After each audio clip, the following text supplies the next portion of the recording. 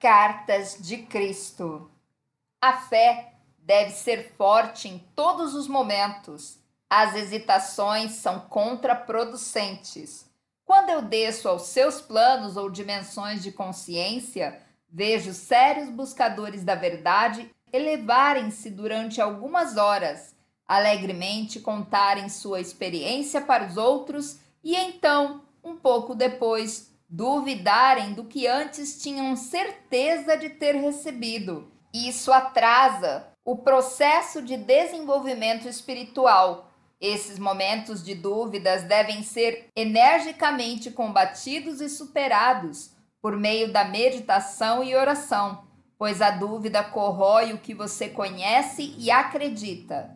A dúvida é uma força negativa de consciência criativa direcionada contra a experiência da vida divina que elevou seu espírito para o alto. Você cria dentro de si mesmo uma pequena guerra entre sua experiência da consciência divina e sua cegueira humana. Você provavelmente destruirá a memória daquele momento divino e apagará todos os vestígios de elevação espiritual e desenvolvimento que ele trouxe para a sua consciência. Esse conflito o levará a sentir-se cansado e desanimado, e provavelmente nunca compreenderá que você sozinho, sem nenhuma ajuda, provocou essa transformação negativa em si mesmo. Pessoas que estão no caminho espiritual frequentemente fazem isso a si mesmas e travam seu desenvolvimento espiritual, nunca parando para se perguntar que direito elas têm de recair nessa prática de autoindulgência. As pessoas utilizam a mente imprudentemente, arruinando suas vidas e as vidas de outros com os pensamentos e palavras que surgem de seus impulsos egocêntricos. É apenas a sua vida mental e emoções perturbadas o que gera confronto e ferimentos, ainda que não em seu rosto, corpo, mãos e pernas, a menos que os confrontos acabem em abuso físico. E mesmo o conflito físico tem sua origem na frustração do ego na mente e nas emoções, o que é transmitido aos membros do corpo para que a ira incontrolável seja descarregada.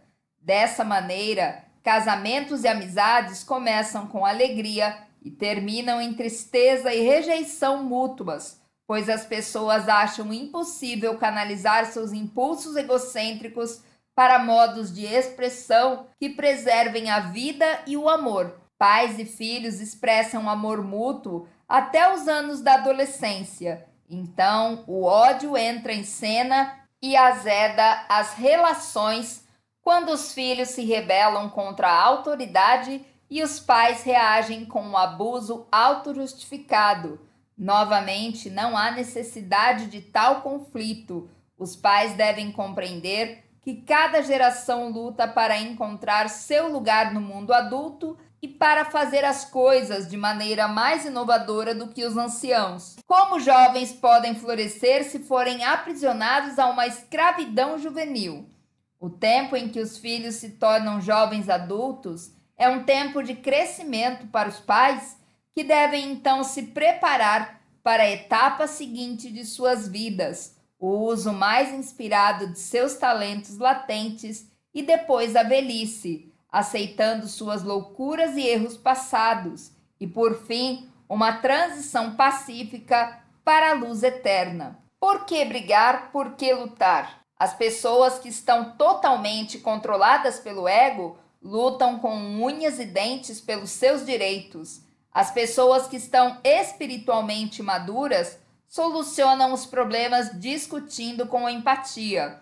O que significa isso em termos humanos? Significa escutar o outro, reconhecendo com palavras ou em silêncio, que a forma como a pessoa sentia ou sente certa situação é tão válida e digna de respeito quanto seus próprios sentimentos. Quando você estiver envolvido em um sério confronto no qual nenhuma das partes esteja disposta a ceder um pouco de terreno, afaste-se e dê um tempo para compreender que você está travando uma batalha da consciência. A batalha não é somente o resultado do que ocorreu e se disse no calor do momento.